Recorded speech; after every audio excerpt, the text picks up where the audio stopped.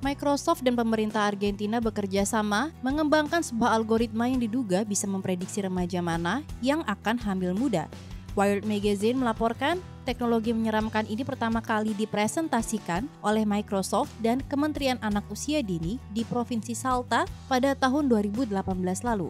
Di saat yang sama, Kongres Argentina sedang memperdebatkan apakah aborsi bisa menjadi perbuatan bukan tindak pidana. Kementerian dan perusahaan teknologi tersebut kemudian memperkenalkan sistem algoritma untuk memprediksi kehamilan remaja dari daerah berpenghasilan rendah. Dengan teknologi ini, Anda dapat meramalkan 5 atau 6 tahun ke depan gadis mana yang 86% ditakdirkan mengalami kehamilan remaja, kata Juan Manuel Urtubey sebagai gubernur provinsi saat itu. Sementara juru bicara Microsoft sendiri dengan bangga mengumumkan bahwa teknologi ini adalah salah satu kasus pioner dalam penggunaan data AI.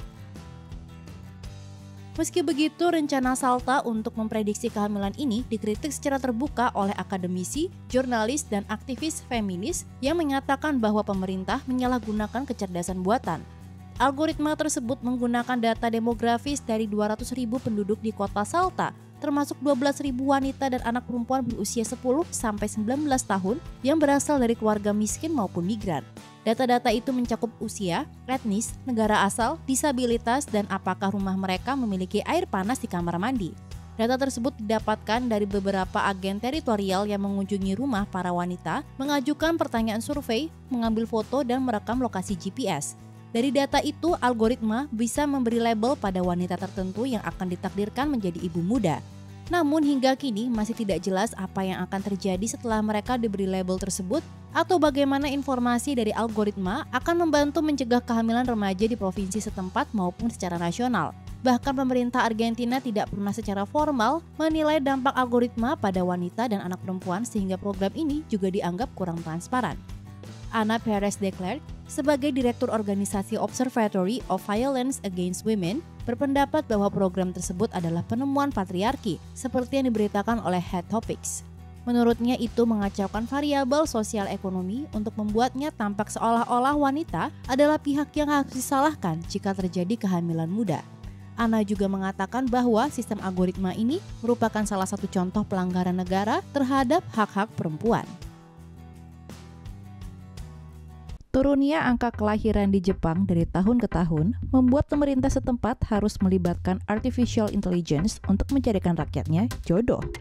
Mulai di tahun 2021, pemerintah Jepang akan mensubsidi pemerintah daerahnya yang sudah memulai proyek yang menggunakan AI untuk mencarikan pasangan bagi warganya. Sejauh ini, sekitar 47 prefektur di Jepang telah memiliki jasa perjodohan, beberapa menggunakan teknologi AI, dilansir dari Nextchart. Hal ini dilakukan mengingat jumlah angka kelahiran bayi di Jepang turun di bawah angka 865.000 di tahun lalu. Angka ini merupakan rekor terendah. Dilaporkan oleh kantor berita AFP melalui BBC, tahun depan pemerintahan Perdana Menteri Yoshihide Suga berencana untuk mengalokasikan dana sebesar 2 miliar yen atau sebesar 19 juta dolar untuk meningkatkan angka kelahiran melalui program perjodohan AI. Harapannya, dengan perjodohan AI ini, sistem akan melakukan analisis yang lebih canggih dari formulir standar ketika orang-orang mendaftar. Beberapa sistem akan dibatasi untuk mempertimbangkan kriteria seperti penghasilan dan usia, dan akan menampilkan hasil apabila ada kecocokan yang sama.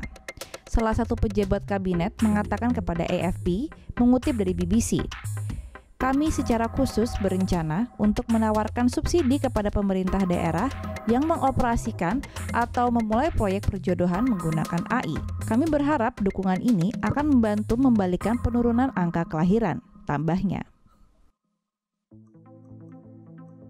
Rahim buatan dan pengasuh AI sungguh perpaduan teknologi yang mungkin terdengar sangat fiksi, tapi Cina benar-benar membuatnya menjadi nyata. Ini yang perlu Anda ketahui.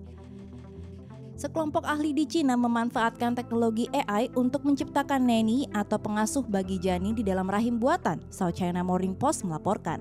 Temuan ini menjadi bagian dari penelitian yang dilakukan para ilmuwan di Suzhou, Provinsi Jiangsu di timur Cina, dan telah dipublikasikan di Journal of Biomedical Engineering pada 26 November 2021 lalu. Dalam studi tersebut, mereka mengembangkan sistem kecerdasan buatan yang bisa memantau dan merawat embrio yang tumbuh menjadi janin di lingkungan rahim buatan. Hal ini diharapkan bisa menjadi terobosan untuk masa depan Cina sebagai negara yang menghadapi tingkat kelahiran terendah dalam beberapa dekade. Rahim buatan itu sendiri merupakan sebuah perangkat pembiakan embrio jangka panjang. Perangkat ini berbentuk wadah yang bisa menampung embrio untuk tumbuh di dalam barisan kubus berisi cairan bergizi.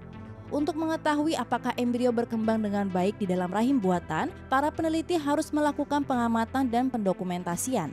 Namun meningkatnya skala penelitian membuat mereka tidak bisa terus-menerus mengamati proses perkembangan embrio.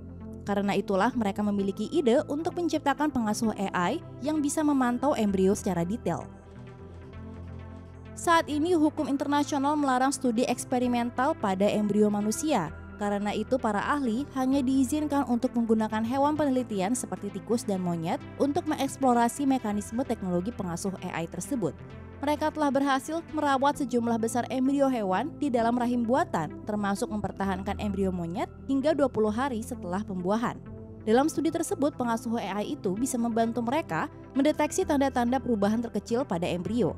Teknologi ciptaan ini bahkan juga bisa menentukan peringkat embrio berdasarkan potensi kesehatan dan perkembangannya. Jika embrio mengalami kecacatan parah atau mati, pengasuh AI akan memperingatkan teknisi untuk mengeluarkannya dari rahim buatan. Teknologi ini tidak hanya membantu lebih memahami asal-usul kehidupan dan perkembangan embrio manusia, tapi juga memberikan dasar teoritis untuk memecahkan cacat lahir dan masalah kesehatan reproduksi utama lainnya, tulis tim peneliti. Mereka juga meyakini bahwa teknologi ciptaannya memungkinkan janin tumbuh lebih aman dan efisien daripada di dalam rahim wanita sungguhan. Sementara itu, teknologi rahim buatan sendiri bukanlah hal yang baru dan bahkan telah berkembang pesat dalam beberapa tahun terakhir. Namun, penelitian para ahli di Suzhou Institute of Biomedical Engineering and Technology ini dilatar belakangnya oleh penurunan tajam dalam tingkat kelahiran di Cina. Jumlah bayi yang baru lahir menurun hampir setengahnya dibandingkan tahun 2016, menurut data dari Biro Statistik Nasional Cina, seperti yang diberitakan oleh South China Morning Post. Bahkan, pertumbuhan populasi bersih tahun 2021 lalu adalah yang terendah dalam 6 dekade terakhir. Survei menunjukkan wanita muda di Cina semakin menolak pernikahan dan memiliki anak, meskipun negara telah mengeluarkan beberapa kebijakan terkait insentif bagi warga yang memiliki anak.